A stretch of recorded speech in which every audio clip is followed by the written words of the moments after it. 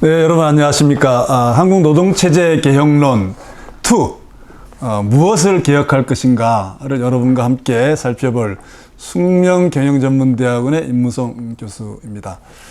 지난 1교시에는 저희가 왜 개혁을 논하는가를 살펴보았습니다만, 오늘은 개혁의 필요성은 이해하겠다. 그렇다면 무엇을 바꿔야 할 것인가에 대한 논의가 분분합니다. 그래서 제가 나름대로 생각하는 개혁 의제라고 할까요? 숙제들, 그것들을 한번 여러분과 함께 나누어 보려고 합니다. 그런데 본격적으로 그 아젠다들을 논하기에 앞서 제가 여기 누구를 위한 개혁인가 라는 질문을 던지고 있는데요. 이것은 무엇을 개혁할 것인가 라는 것은 사실 달리 표현하면 누구를 위한 개혁인가, 무엇이 문제인가, 누구의 입장에서 무엇을 개혁해야 할 것인가를 살펴봐야 한다는 것이죠. 우리가 그 어떠한 질병이 있어가지고 문제가 있어서 치료를 할 때도 기본적으로 진단을 잘해야 되고, 그에 또 적합한 처방전을 잘 내려야 그 질병이나 문제를 고칠 수 있지 않겠습니까? 따라서 우리가 무엇을 개혁할 것인가를 논함에 있어서는 과연 무엇이 문제이고, 이것을 개혁하면은, 바꾸면은 누구에게 어떠한 효과가 초래될 것인가, 갈 것인가 하는 문제를 잘 살펴볼 필요가 있다는 것입니다. 이건 다시 말해서 어떤 문제 진단과 개혁 과제 또는 개혁 의제, 정확히 얘기하면 아젠다와 그 결과로서의 변화의 수혜자 또는 변화의 결과적 모습 등이 정렬이 잘 되어야 한다. 서로 잘 들어맞아야 된다. 우리가 자동차 정비하러 갈 때 휠 얼라이먼트라는 용어를 쓰지 않습니까? 이것이 서로 다른 방향을 쳐다보고 있으면은 자동차가 타이어가 많이 마모되거나 이건 문제가 좀 생기죠. 앞으로 잘 안 나간다든지. 그런 의미에서 과제와 의제와 수혜자, 이것이 잘 얼라인 돼야 한다. 정렬되어야 한다라는 얘기를 먼저 드리고 싶었습니다. 예를 들어서 한국 노동시장, 또 여러분의 일터, 우리 사회에서 노동과 관련된 가장 대표적인 문제가 무엇이냐? 일자리? 중요한 문제죠. 그러나 지금 보수 진보를 불문하고 공통적으로 문제이자 하루빨리 좀 개선돼야 한다라고 지적되고 있는 걸 꼽자면 이중구조 또는 양극화, 격차의 확대, 고착화 문제 아닌가 싶습니다. 그렇다면 이것이 우리의 개혁 과제라고 하면은 이러한 이중구조를 개선하기 위한 처방, 개혁 의제는 무엇이어야 할까요?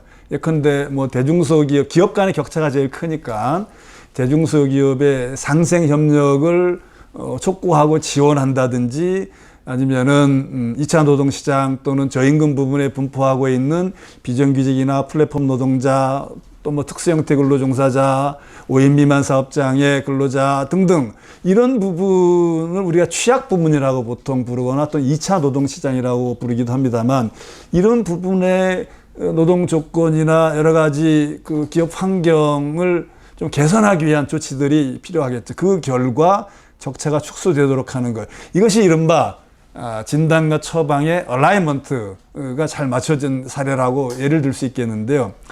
그런데 지금 근로시간을 유연한다든지, 임금체계를 호봉제에서 성과급제를 바꾸자, 또는 노동조합의 회계 투명성을 강화해야 된다라는 것이 많이 강조되고 있는데, 이러한 것들이 노동시장 이중구조 또는 양극화를 완화하는데 직접적으로 얼마나 관계가 있을까라는 것도 유의해서 봐야 한다는 것이죠.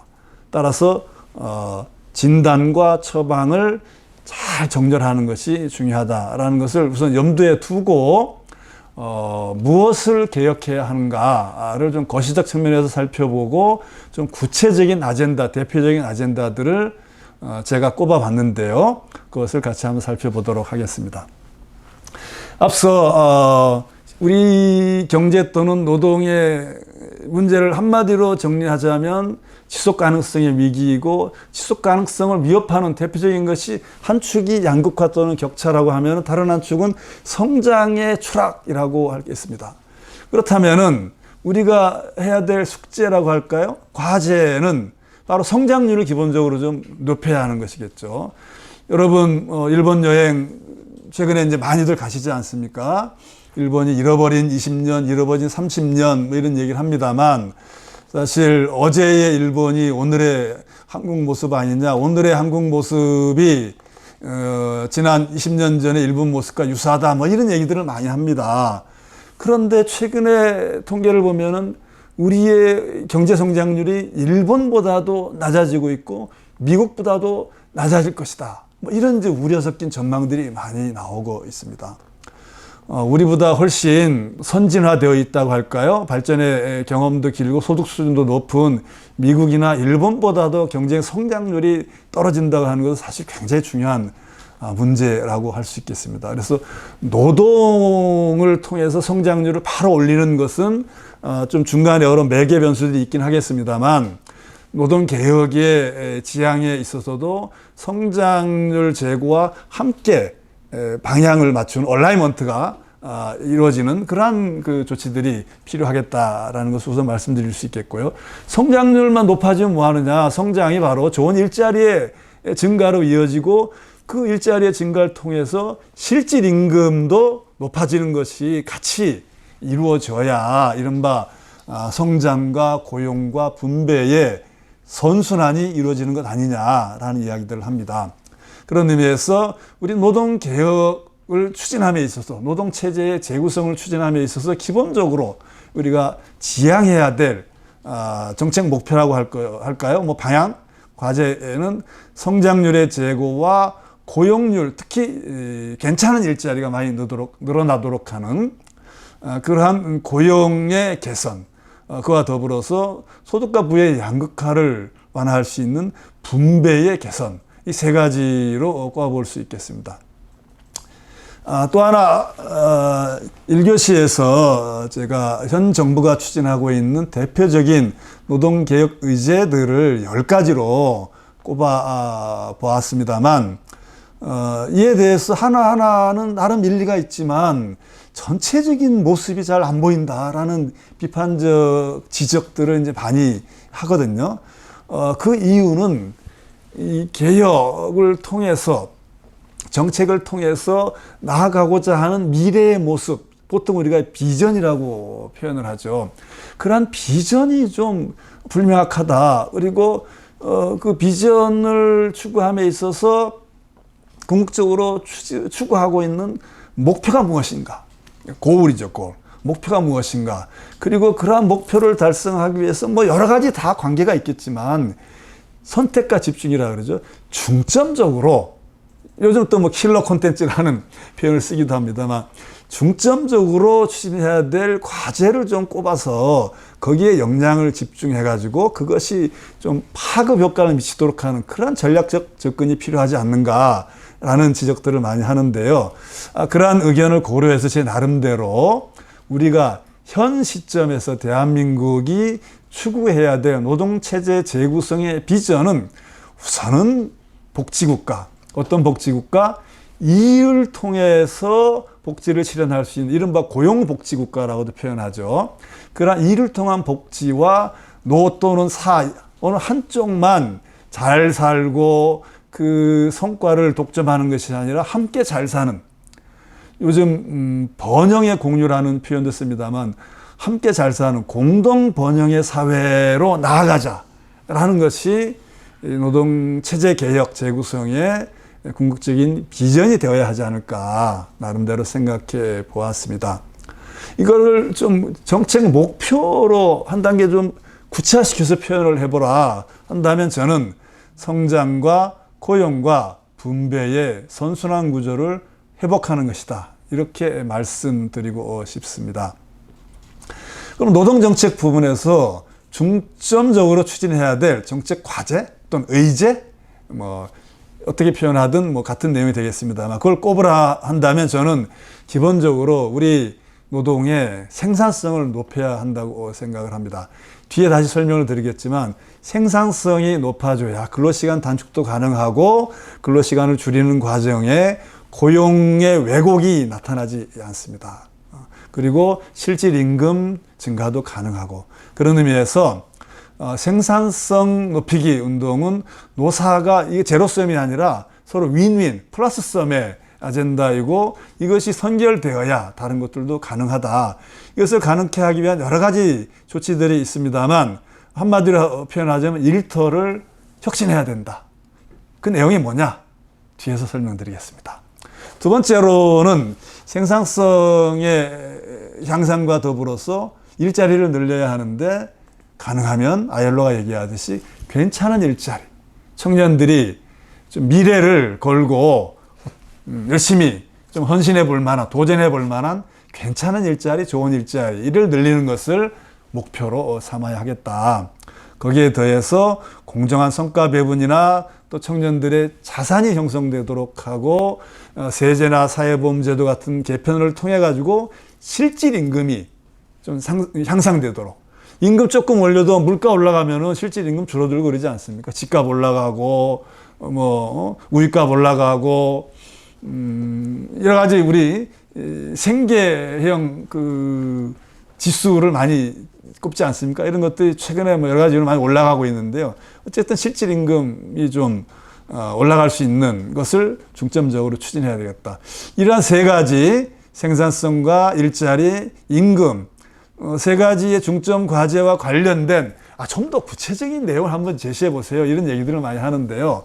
노동과 관련된 좀 익숙한 테마들을 좀 제시해 보라라는 그 여러 가지 그 요구를 제가 감안해서 12가지를 좀 다시 뽑아봤습니다. 여러분, 꼬부랑 할머니가 고개를 넘어간다, 고개는 12고개, 이런 동요 기억하실 겁니다. 그래서 좀 내용이 좀 딱딱한 내용이라 제가 여러분에게 조금 재미를 드리기 위해서 나름 12고개라고 표현해 봤는데 여전히 재미는 없는 것 같긴 합니다만, 그러니까 12고개를 12과제로 제가 뽑아봤고요. 여기는 아주 아름다운 우리나라 남도 지방의 그 고갯길이라고 합니다. 여러분 검색해 보시면 어딘지 아실 수 있는데요. 여기는 낮 풍경이고 여기는 밤 풍경이라고 합니다. 그래서 우리가 지향하는 밝은 새로운 미래의 비전을 향해서 가려면은 이와 같은 12개의 고개를 넘어야 하겠다라는 의미로 제가 이렇게 그림과 과제를 뽑아봤는데요. 각각의 내용은 뒤에서 하나씩 살펴보도록 하겠습니다. 첫 번째로는 준법 노사 문화를 확립하자. 법을 지키는 문화를 확립하자. 이게 윤석열 정권이 얘기하는 노사법 취지 그겁니까? 예, 그것과 밀접한 관계가 있습니다. 다만 제가 강조하고 싶은 것은 자치, 노사관계 기본 원리인 노사 자치를 발전시키려면 기본적으로 법을 지키는 문화가 전제되어야 하겠다. 법을 존중하고 지키는 문화가 기본적으로 형성이 되어야 자치를 통해서 또 새로운 규범을 만들어내는 그러한 노사관계가 형성될 수 있다는 것이죠. 다만 이때 중요한 것은 여러분 이게 디케 여신이죠. 눈을 가리고 있습니다. 어느 쪽 한쪽을 봐주기 위해서 칼을 휘두르고 하는 것이 아니라 균형 감각을 가지고 공정하게 법을 집행하는 것이 매우 중요하다. 또 그 법은 엄정하고 일관성이 있어야 존중받는다라는 얘기를 드리고자 제가 이렇게 그림과 키워드를 표현해 봤습니다만, 노동계나 경영계 모두에게 공정과 균형의 원칙에 입각해서 엄정하고 일관성 있는 법 집행이 이루어질 때 법을 존중하는 노사문화가 확립될 수 있겠다라는 얘기입니다. 두 번째로는 여러분 근로시간 주 52시간제냐 40시간제냐 또 69시간제로 간다는 말이냐 등등 여러 가지 논란이 있었는데요. 지금도 현재 진행형의 이슈이긴 합니다만, 저는 기본적으로 시간을 몇 시간으로 줄이자 늘리자 하는 차원이 아니라 우리의 일하는 방식을 새롭게 해야 된다라는 관점에서 이 문제가 논의되어야 한다라고 생각을 합니다. 요건 2017년 자료를 제가 2021년 데이터로 조금 업데이트한 것인데 요 그림을 보시면 요 종축은 생산성입니다. 생산성. 다시 얘기하면 이 횡축은 일하는 시간입니다. 우리나라는 어디에 있습니까? 제일 오른쪽 끝에 있죠. 다시 말해서 일하는 시간은 엄청나게 긴데 생산성은 매우 낮다. 그러니까 뭐라고 할까요? 요즘 뭐 얘기하는 용어로 비유를 하자면 가성비가 낮게 아주 비효율적으로 일한다고 할까요? 그래서 우리가 바람직한 방향은 일하는 시간은 줄이면서 부작용이 없으려면은 생산성이 높아져야 되죠. 그래서 요 분면에서 이쪽으로 옮겨가야 됩니다. 뭐 룩셈부르크, 스위스, 노르웨이, 덴마크, 스웨덴 이런 나라들은 우리하고 뭐 경제 규모나 역사적 전통 문화 이런 것이 많이 다르긴 합니다만 효율이 높죠. 일하는 시간은 짧고 생산성이 높은 이러한 시스템을 지향해야 되겠다. 그러려면은 시간을 단축하려는 조치와 더불어서 생산성을 높이는 그러한 노력들이 함께 이루어져야 된다. 그러려면은 그것이 바로 일하는 방식의 혁신을 지향하는 그러한 접근 방법이 되어야지 단지 일하는 시간을 뭐 늘려야 된다, 줄여야 된다, 안 줄이니까 인위적으로 처벌을 통해 가지고 줄여야 된다. 여기서 부작용이 나타난다는 것은 우리가 지난 정부에도 경험을 했고 현 정부가 추진하고 있는 노동시간 제도 개편과 둘러싼 사회적 논란을 통해서도 우리가 이미 경험하고 있습니다. 이것이 가능하려면 노사 간에 자기 업종, 자기 회사, 자기 직무 분야에 적합한 근로시간 운용의 자율성을 갖도록 하는 것이 전제가 되어야 합니다. 그것을 이른바 시간 주권이라고 표현을 하는데요. 그와 더불어서 근로시간을 규율하면서 가장 대전제는 근로자들, 노동자들의 건강이 훼손되지 않도록 하는 것이 전제되어야 합니다. 그래서 이러한 세 가지 시간의 양을 조절하고 그 시간을 운영하는 자율성을 높이도록 하는 것과 더불어서 대전제로 생산성을 높이도록 하고 그때 기준이 되어야 하는 것이 근로자들의 건강이 보호되도록 하는 그러한 장치들이 함께 논의되면서 일하는 방식을 우리가 매우 비효율적인 일하는 방식에서 효율이 높은 일하는 방식으로 혁신해 나가는 그러한 것들이 필요하겠다라는 것이고요. 세 번째로는 고용이 경직적이다, 너무 불안정하다라는 두 가지 상반된 논의가 있습니다만 사실 우리 노동시장이 이중구조이다 보니까 두 가지 다 맞는 말이고 또 두 가지 다 절반은 맞고 절반은 틀린 말일 수도 있습니다. 그래서 고용을 좀 유연하게 해야 하는데 제일 중요한 것이 불확실성을 해소해 주는 것입니다. 연간 해고가 부당해요, 억울해요 해가지고 노동위원회 부당해고 구제 신청이 제기되는 것이 한 13,000건 이상 된다고 합니다. 굉장히 많죠.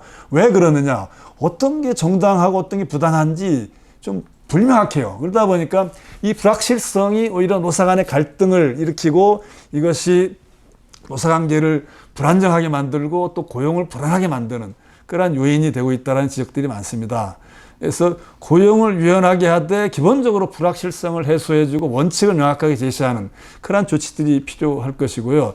거기에 더해서 일을 한 대가는 제대로 지급해야 되지 않겠습니까? 열심히 한 사람에게 더 많은 보상이 이루어져야 될 것이고 또 역량이 뛰어난 사람 그리고 중요한 일을 하는 사람에게 더 많은 보상이 가도록 하는 것이 기본 상식이라고 할 수 있겠습니다. 그런 의미에서 현재 가지고 있는 회사의 임금 체계를 이러한 시대 변화와 그 구성원들의 요구에 맞게 좀 바꿔가는 노력도 필요하겠고 같은 일을 하는데 다른 임금을 받는 그러한 문제는 좀 개선돼야 하는데 이것을 우리가 이른바 동일노동, 동일임금 원칙이라고 하는데요. 그것이 가능하려면 노동법에 이러한 원칙이 좀 더 명확하게 반영될 필요가 있다라는 논의가 있습니다. 이것에 대한 좀 노사뿐만 아니라 전문가들이 함께하는 그런 논의가 필요할 것 같고요. 또 하나는 일을 열심히 한 사람과 일을 제대로 안 하고 오히려 팀 또는 조직에 부담이 되거나 또 무임승차하고 있는 사람들에 대해서는 고용에 있어서 당연히 처우가 달라야 되겠죠. 따라서 업무 성과와 고용 간의 연계가 좀 더 명확하게 되는 이러한 개편도 필요하겠다라고 하겠습니다. 네 번째로는 노동조합 선진화라고 제가 표현했습니다만, 내용은 뭐 여러 가지가 지적될 수 있겠습니다. 회계투명성, 최근에 한국노총이 회계투명성을 자체적인 혁신과제로 선포하기도 했습니다만, 노동계에서도 적극적으로 노력하고 있는 것으로 알고 있고, 또 그런 기대가 있습니다. 뿐만 아니라 노동조합을 할 자유 또는 권리와 더불어서 내가 원하는 노동조합으로 바꿀 수 있는 권리도 보장돼야 한다, 이런 요구도 있죠. 또 현장에서 노동조합 활동하고 계신 분들, 이른바 노조 전임자 또는 근로시간 면제자, 타임오프 뭐 이런 식으로 표현합니다만, 이것이 법에 정한 기준대로 좀 지켜져야 되겠다라는 지적 또는 요구도 있고요.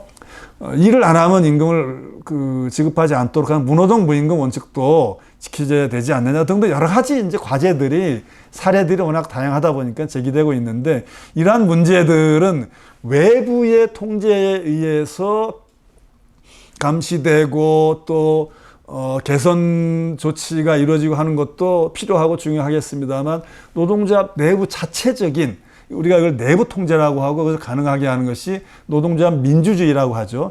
이러한 것들도 매우 중요하겠다. 이것을 이제 종합적으로 노동조합 선진화라고 표현해 봤습니다. 그렇다면은 다른 나라에 비해서 우리 노조 조직률이 17년에는 10.7%였는데 최근 통계는 약 14%까지 조금 올라가긴 했습니다만 다른 나라에서 여전히 낮습니다. 이러한 문제도 좀 달라지지 않을까 하는 생각을 해봤습니다. 또 하나, 우리나라 노동조합의 특징은 14% 조금 넘는데요. 이 구성 현황을 보면은 주로 대기업 또는 공기업의 이른바 정규직, 남성 중심으로 노조가 많이 조직되어 있습니다. 그럼 다시 말해서 중소기업이나 비정규직 또는 고용이 좀 불안정한 분들 등은 노동조합에 가입되어 있지 않거나 노동조합에서 대표되지 못하고 있다는 것이죠. 따라서 14%에 포함되지 못하는, 또 간접적으로 뭐 대표하기 위한 노력을 노동조합 나름대로 하고 있습니다만, 그래서 충분히 대표되지 못하고 있는 분들의 목소리를 좀 경영 측에서도 수렴하고 서로 소통할 수 있도록 할 수 있는 어떤 제도적 틀이 필요하지 않느냐 해서 나온 것이 노동조합을 통한 단체 교섭과 별개로 이른바 근로자 대표 제도를 통해서 기업의 다양한 구성원들의 목소리가 소외되거나 배제되지 않고 고루고루 반영될 수 있도록 하는 그러한 제도 조치들이 이제 논의되고 제안되고 있는데, 그것을 우리가 근로자 대표제라고 부르고 있습니다. 이러한 것들도 지금 입법 제안도 있고 한데요. 좀 더 진지한 논의가 필요하겠다. 이것이 이루어지면은 현행법에 뭐 노사협의회 돼 있고 근로자의 과반수 대표 등등 여러 가지 이제 제도들이 좀 복잡하게 도입되어 있는데, 이거 좀 통일되게 정비해 가지고 노사 간에 노동조합을 통해서 정리되지 못하는 문제들도 근로자 대표제를 통해 가지고 규율할 수 있도록 하는 그런 시스템이 가능하겠다라는 제안이 있습니다. 우리나라 노사관계 하면 여러분 딱 연상되는 이미지가 무엇인가요? 최근에 어떤 단체에서 청년들, 우리가 이제 MZ세대 이런 표현을 많이 씁니다만, 연령 분포를 보면 사실 굉장히 좀 폭이 넓은데요. 어쨌든 청년 세대를 대표하는 용어로 이해를 하고 넘어가도록 하겠습니다. 이런 청년 세대, MZ세대들에게 한국 노사관계 그러면 어떤 이미지가 연상되십니까? 이렇게 물은 설문이 있더라고요. 굉장히 부정적인 그러한 답변들이 많았던 것으로 이렇게 보도가 된 바 있습니다. 그건 다시 말해서 우리나라 노사관계 그러면 뭔가 대립, 갈등, 뭐 투쟁 이런 이제 부정적인 이미지들이 많이 연상이 되는데요. 여러 가지 요인이 있겠습니다만 노사관계 제도 자체를 좀 합리화하는 그러한 조치들도 필요하겠다. 그러려면은 우리가 노동 3권, 노동 기본권 이런 표현을 쓰죠. 단결할 권리, 또 노동조합을 통해서 단체 교섭을 할 권리, 그 교섭을 통해서 이견이 잘 해소 안 되면 때로는 단체 행동, 뭐 파업이 대표적인 유형이 되겠습니다만, 이러한 노동 3권이 한 축에 있는가 하면 또 경영 측에서는 인사나 경영은 경영자들이 권한과 책임을 가지고 해야 될 영역이다. 또 다른 한편으로는 노동권이 있으면 이른바 사용자도 거기에 대항할 뭔가 권리가 보장되어야 서로 무기가 대등해야 자율적인 관계가 형성되고 발전하지 않겠는가, 이런 요구 또는 논의도 있습니다. 그런 의미에서 노사관계 제도 개선의 과제로서 노동조합 설립신고제가 좀 개편될 필요가 있지 않느냐, 또는 노조가 여러 개가 조직되어 있는데 뭐 과반수 대표 노조만 교섭하고 있는 것은 좀 문제가 있지 않느냐, 이런 요구들도 있습니다. 그와 더불어서 우리나라는 파업하면은 전부 불법이야, 단체행동권 인정 범위 너무 좁아, 뭐 이런 이제 지적 또는 문제 제기도 일부 있죠, 일각에서. 다른 한편으로는 너무 노동조합 힘만 세고 경영계에는 대항할 무기가 없어요. 최소한 뭐 파업을 좀 허용하면 우리도 대체근로 허용 범위를 좀 넓혀주세요. 또 뭐 손해배상, 불법에 대해서는 손해배상 청구를 해야지, 불법에 대해서도 사용자가 그걸 감수하라고 하는 것은 뭐 사실상 뭐 파업을 조장하는 거 아니냐, 이런 또 문제제기 비판이 일각에 있죠. 그래서 이러한 쟁점들을 제도들을 좀 무기대등과 노사 자율의 원칙에 입각해가지고 글로벌 스탠다드와 한국적 현실을 감안해 가면서 정비하는 그러한 조치들도 중요하겠다라는 측면에서 6번째 과제로 제가 제기를 해봤습니다. 세부 내용 들어가면 굉장히 복잡한 쟁점들이 많은데요. 굵직굵직한 그 이슈들만 우선 이번 시간에는 말씀드리는 걸 이해해 주시기 바랍니다. 다음으로는 노동법, 노사관계가 이게 뭐 자율이 아니라 완전 노동형법 같습니다. 사용자에 대한 처벌이 너무 많고 노동조합에 대해서도 뭐 처벌이 있고, 이거는 기본 원리에 안 맞는다. 형벌 과잉 국가다. 뭐 이런 이제 지적이 한편에 있는가 하면, 처벌이 너무 솜방망이 아니냐. 처벌을 좀 세게 해야 법을 지키고 부당 노동 행위도 없어지고 뭐 중대재해 같은 것도 근절되고, 뭐 이런 이제 지적도 요구도 있습니다. 그러나 전반적으로 보면 우리 노동법의 형벌, 형사처벌이 너무 많은 건 사실입니다. 다른 나라하고 비교해 봐서도.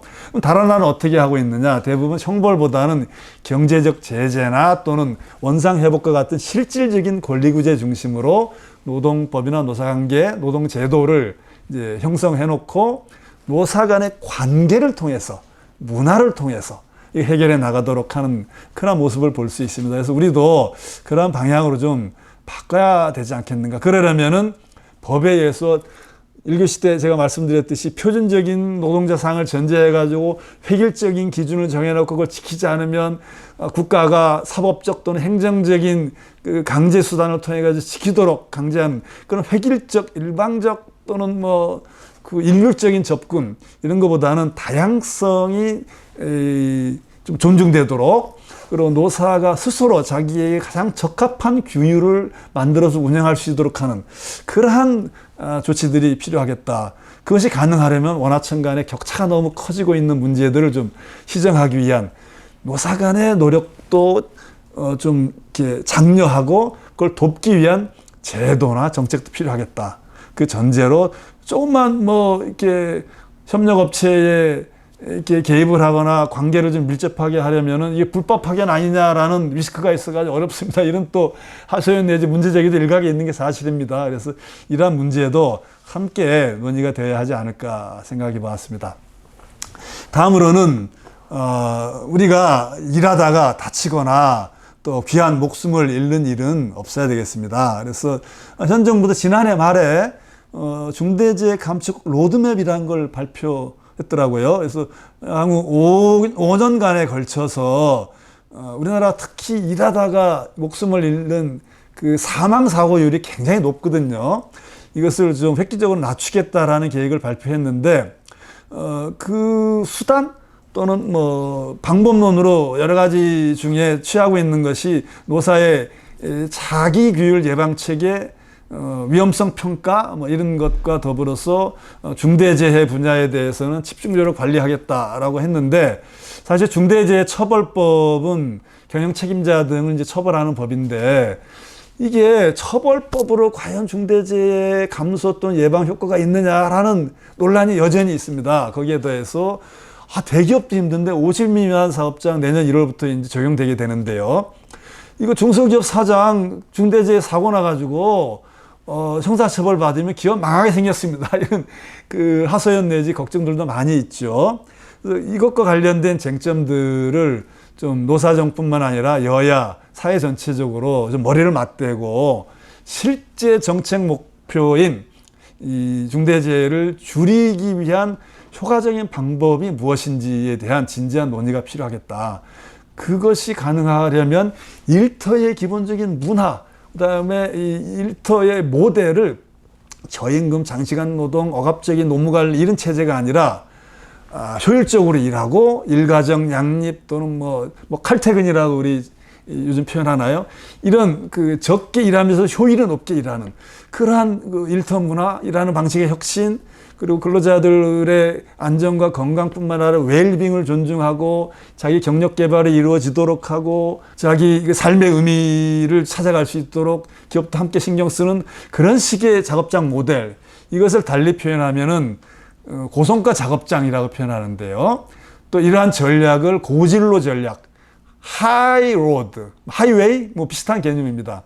로로드가 아니라 그러한 혁신 모델이 필요하겠다라는 얘기들을 합니다. 그래서 이것도 우리가 중요하게 생각해야 될 과제 중에 하나이겠습니다. 우리나라 노동시장의 특징은 저임금 불안정 고용지대가 굉장히 광범위하다라는 것입니다. 이것이 바로 양극화 또는 이중구조의 요인으로 작용하고 있는데요. 대표적인 분야가 5인 미만 사업장의 근로기준법 등이 일부 적용되지 않고 있는 문제, 플랫폼 노동, 여러분 코로나19 기간 동안에 배달 많이 이용하지 않았습니까? 그거 말고도 플랫폼 노동 새로운 유형들이 계속 생겨나고 있죠. 특수형태 근로종사자 또는 불안정 고용 근로자, 거기에 더해서 기간제 파견으로 대표되는 또 우리나라 파트타임도 포함하고 있습니다만 비정규직 노동자, 이런 부문에 대한 합리적인, 효과적인 그러한 규율 체계를 정립하는 것도 시급하고도 아주 중요한 과제이겠습니다. 그와 관련해서 이러한 비정규직, 예를 들어서 비정규직 사용을 금지하자라는 사용 규제 논의가 있는가 하면 사용을 인위적으로 규제하면 또 다른 부작용이 생기더라. 또 다른 루프홀이 있지 않느냐. 그래서 사용을 규제하는 방식보다는 사용에 대한 규제보다 더 효과적인 다른 대안을 찾아야 된다. 그것이 무엇이냐?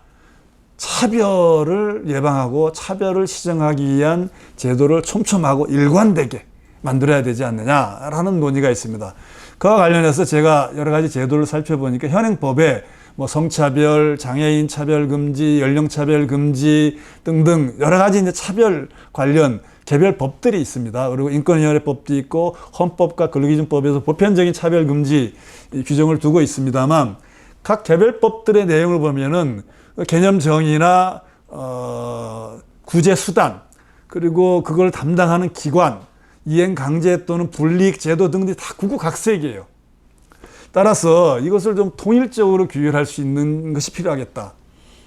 최소한 차별기본법 이런 논의도 있습니다만 고용과 관련해서는 고용상 차별금지 기본법 또는 고용평등기본법과 같은 기본법이 좀 필요하겠다. 이것을 통해서 차별 없는 평등 일터를 실현할 수 있는 기본 틀을 만들고 법의 틀을 만들고 그것을 집행할 수 있는 기구로서 전담기관이 필요하겠는데 현재는 국가인권회가 일부 담당하고 그다음에 노동위원회가 비정규직과 여성에 대한 차별 구제 신청을 일부 담당하고 있습니다만 이것들을 미국과 같이 미국의 EEOC 고용기회균등위원회라고 번역합니다만 한국형 EEOC 같은 고용평등위원회 또는 고용상 차별구제위원회 이런 종합적인 구제기구를 만드는 것도 진지하게 검토해 볼 필요가 있다라는 제안을 제가 하고 싶었습니다. 10번째로 이제 3개 남았습니다. 10번째로 복지와 관련해서 아까 실업급여 문제를 잠깐 지적한 바 있습니다만 우리가 생산적 복지라 그러죠. 복지를 나눠주는 그리고 재정이 고갈되면 없어지는 그런 복지가 아니라 일을 통해서 지속 가능하도록 하는 근로인형 또는 생산적 복지, 달리 표현하면 일을 통한 복지, 고용 친화형 복지를 제도적으로 정책적으로 추구해야 되겠다. 대표적인 것이 고용보험과 고용보험 내 실업급여와 최저임금의 관계가 요즘 이슈가 되고 있습니다. 이것 외에도 여러 가지가 있겠습니다. 그와 더불어서 직업 교육 또는 직업 훈련이 지금 분절되어 있는데 평생교육을 평생 직업 능력을 키우는 보다 적극적이고 종합적인 노동시장과 밀접한 관계를 가진 그러한 개념으로 바꾸고 교육부와 고용노동부로 나누어져 있는 것도 취업 중심의 고용정책 주무부서에서 통합적으로 정책을 규율하도록 하는 그러한 논의도 시급하다라고 저는 생각을 합니다. 그와 더불어서 능력이 있고 또 일자리가 있어도 사람과 매칭이 안 되는 것을 도와주는 것을 우리가 고용 서비스라고 이제 표현을 하는데요. 이러한 고용 서비스를 대표적으로 수행하고 있는 기관이 우리 고용센터, 또 민간의 뭐 직업 속에서 비영리 기관, 학교나 훈련 기관도 일부 담당하죠. 또 지방자치단체도 뭐 일자리 센터 등등 여러 가지 이름을 하고 있습니다. 이와 같이 공공 부분의 중앙과 지방정부, 민간 부분의 영리 부분과 비영리 부분이 분절되어 있고 격차도 굉장히 심하거든요. 그래서 이러한 것들을 국가 전체의 고용 안전망의 핵심 축으로서 국가 고용 서비스를 다시 한번 일대 혁신하는 그러한 조치들도 필요하겠다. 그러려면은 지금 AI로 대표되는 디지털 기술을 적극적으로 활용하면은 인력을 크게 늘리지 않고도 고용 서비스를 보다 과학적으로 효과적으로 수행할 수 있다라는 전문가들의 제안도 진지하게 참고해 볼 필요가 있겠다라는 말씀을 드립니다. 여러분 가족 또는 주변에 일할 능력이 충분하고 또 의욕도 있는데 실제로 일을 하지 못하고 있거나 아니면은 뭐 니트라고도 표현하죠. 그냥 그 노동시장 활동 안 하고 계신 분들이 상당수 계실 겁니다. 그것을 우리가 잠재 인력이라고 표현하는데요. 대표적인 게 참 세계적으로 가장 그 경쟁력 있는 인력이 우리 여성들 아닙니까? 학력 수준도 굉장히 높고 여성들의 경쟁력은 뭐 우리 모두가 이제 공감하는 것이죠. 근데 여성들이 다른 나라에 비해서 노동시장 경제활동 참여율이 굉장히 낮습니다. 주된 이유는 여러분도 잘 알다시피 출산 후에 육아, 보육 부담인 것 같습니다. 그것이 이제 경적 단절의 요인으로도 작용하고 재취업을 하더라도 주로 비정규직이라든지 여러 가지 조건이 좀 안 좋은 일자리로 한다든지 그러느니 그냥 육아에 전념하겠다 한다든지 여러 가지 현상의 원인으로 작용하는데요. 최소한 그 역량이 있고 의지가 있는 여성들이 보육, 육아 부담 때문에 노동시장에 참여하지 못하는 문제는 국가 사회가 책임지고 해결하자. 우리가 요즘 뭐 저출산 고령화도 여러 가지 논의가 되고 있습니다만 이거는 집중적으로 우리가 한번 노동 개혁 차원에서도 다루어야 하겠다.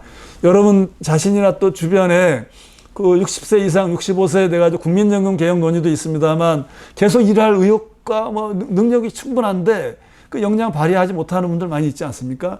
이것을 꼭 정년을 뭐 일률적으로 연장하는 방식이 아니더라도 국민연금 수급 연령과 맞춰가지고 계속 일할 수 있는 기회를 우리가 제공하는 그러한 정책도 필요하겠고 청년들은 말할 것도 없죠. 근데 청년들의 애로사항으로 많이 얘기하고 있는 것이 요즘은 인턴도 참 스펙이 필요하다고 합니다. 뭐 이런 이제 애로를 많이 얘기합니다. 그래서 청년들이 사회 일을 경험할 수 있는 기회를 우리가 사회 안전망 차원에서 정책적으로 제공하는 그러한 노력들이 많이 필요하겠고 또 자산을 이렇게 축적할 수 있는 기회가 별로 없습니다. 그래서 이런 것들을 요즘 여러 가지 예금 제도도 뭐 많이 이제 개발되고 있습니다만 그러한 것들을 전반적으로 한번 재구성하는 또 강화하는 그러한 노력이 필요가 있고요. 장애인들의 경우에는 선천성 장애 가진 분들도 있습니다만 또 사고 등으로 인해서 후천성 장애로 인해서 노동시장에 다시 참여하기 어려운 분들도 많이 계십니다. 이런 분들을 위한 직업 재활이나 취업 지원 정책들도 이제 많이 필요하겠고요. 요즘 외국 인력을 이제 올해 내년에 외국 인력 도입을 늘려가고 있습니다만 도입을 늘리는 문제와 더불어서 우리 사회 노동시장에 함께하고 있는 외국 인력들이 본래의 취지대로 그 분야에서 잘 활동하도록 하면서 사회적인 갈등이나 부작용이 없도록 하는 사회통합 문제도 굉장히 중요한 것 같습니다. 끝으로 이러한 것들을 총체적으로 담당하고 있는 것을 우리가 고용노동 행정 또는 정책이라고 표현할 수 있겠는데요. 고용노동부가 대표적인 기관이겠습니다만 고용노동부 말고도 넓게 보면은 뭐 기획재정부, 산업자원부, 교육부 또 사회정책 파트는 뭐 법무부, 지방자치단체 사실 여러 기관들이 고용노동과 관련된 정책과 행정을 함께 하고 있습니다. 이러한 시스템 전체를 좀 지금 디지털 시대에 맞게, 그리고 중앙정부와 지방정부, 그리고 국가, 공공과 민간이 어떻게 나눠서 하는 것이 가장 효율적인가 하는 관점에서 재편할 필요가 있습니다. 이것을 효율화, 전문화, 또 필요한 경우에는 독립성을 강화해주고, 지방에서 이게 꼭 뭐 지방자치단체를 이양하는 문제가 아니라 현지에서, 현장에 밀착되어서 하도록 하는 것이 효과적인 그런 방식으로, 그리고 공공과 민간 또는 교육과 훈련, 고용과 복지를 서로 융합해가지고 수요자 중심에서 종합적으로 융합 서비스, 융합 정책을 해야 되는 것은 뭐 그런 것들을 강화한다든지 하는 식의 디지털 시대에 맞는 고용노동 행정 개혁도 중요하다라는 말씀을 드리고 싶습니다. 현 정부도 뭐 3+1 개혁 과제로서 정부 개혁을 제시한 바 있습니다만, 하나하나 따져보면 굉장히 중요하고 굉장히 어렵고도 이제 방대한 과제이겠습니다만, 12고개를 넘어감에 있어서 저는 우리가 어디로 가고자 하는가, 바로 비전과 목표가 되겠죠.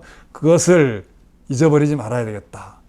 그 비전과 목표를 설정함에 있어서는 정부가 중심이 되되 노와 사, 또 민간 분야의 전문가, 현 세대와 미래 세대 등이 함께 지혜를 모으고, 때로는 논쟁을 통해서, 때로는 협의를 통해서 함께 비전을 설정하고 목표를 설정하고 그 과정에 함께해야 하는 그러한 노력이 필요하겠다라는 말씀을 마지막으로 드리면서, 무엇을 개혁할 것인가에 대한 제 두 번째 강의를 마무리하도록 하겠습니다. 감사합니다.